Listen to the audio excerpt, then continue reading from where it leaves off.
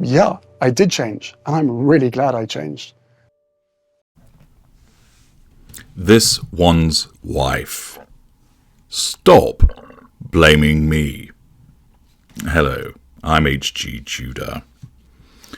This one's wife finds herself on the receiving end of a lot of blame. For instance, she was accused of bullying staff at Kensington Palace. But that just wasn't right. She vigorously denied it, and naturally, it was as a consequence of those staff being envious of her radiance, her charisma, her beauty. The fact is, they just couldn't cope with having an empowered feminist in their ranks, and their reaction, of course, was to run crying about the way that she treated them. She simply told them as it was. She was simply direct and appropriate. And yet, those namby-pamby, lily-livered courtiers and staff simply couldn't cope with an American lady who told you straight what was needed to be done. They were work-shy fops, weren't they? Just because an email was sent at 5 a.m., that didn't mean that she was being bullying and harassing them. No. She was organised, on top of matters, getting ahead of the day. If they couldn't cope with that, then it was awfully unfair of them to go running around suggesting they had been bullied, and instead they ought to have pulled their socks on and got on with it. She was accused of bullying Princess Charlotte, but that again was unfair blame directed at this one's wife. After all, it was actually Catherine's fault. She was being awkward about the arrangements for the fitting. This was this one's wife's big day. She had many things on her mind. For instance, how long she could hold her rictus grin for. Also, how she could ensure that an expensive wedding dress looked like it didn't fit her properly. Those were pressing matters, and there she was expected to be making decisions about tights and children and shoes.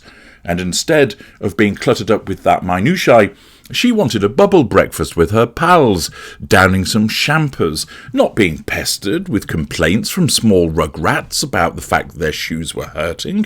No, Catherine was entirely inconsiderate and ought to have known better. Apparently, she was accused of making Catherine cry, whereas everybody knows that it was the other way around, that Catherine, this well-known aggressive bully who spends much of her time standing on the roof at Kensington Palace with a megaphone bawling orders at her staff. Trim that hedge over there. Make sure the grass is cut to a length of 1/2 inch. You there, your trousers aren't on properly. Yes, Catherine, Princess of Wales, is well known for engaging in such bullying behaviour, and therefore it makes sense that quite clearly she was the one that made this one's wife cry. This one's wife ostracised her half-sister, and she has been repeatedly criticised for doing so. Her sister was alarmed to suggest that this one's wife put forward the proposition that she had grown up as an only child. How dare she? But the fact is that anybody with functioning brain cells ought to realise that Samantha Markle had told Porky Pies about this one's wife. Remember, this one's wife is a living saint, and she can do no wrong. Therefore, her half-sister was being scurrilous and slanderous in the things that she was saying, and she's jolly lucky that this one's wife hasn't actually litigated against her and legaled her into oblivion. She ostracised her half-brother. Again, what's with all this familial blame-shifting that's taking place, making out that this one's wife is at the heart of the problems? He has told lies about her, and continues to do so in his scathing podcasts. No wonder she took the step of deciding that she would have nothing to do with him after the way that he has behaved. She cut off her father. Well, what was a girl meant to do? He went behind her back with the press and the media, and at the end of the day, it was meant to be all about her. It was her wedding day, and there he is, parasite that he's always been. After all, it wasn't the case that he'd ever supported in her career or paid for her tuition. No, those are stories that he's just made up to make him look good. This one's wife has been the one who's always grafted. She's carried her father. After all, she ensured that part of her salary from Suits was paid to ensure that he was looked after. But the press don't want to know about that, do they? Oh, no. So it was little wonder that when he was on the grift going behind her back to the press, her only reaction could be to say, "I'm having nothing to do with you ever again.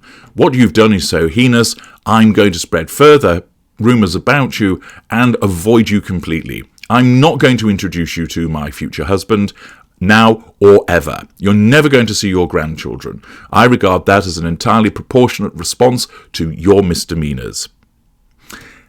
This one's wife wanted to leave the royal family, but at the same time she wanted to commercialise it.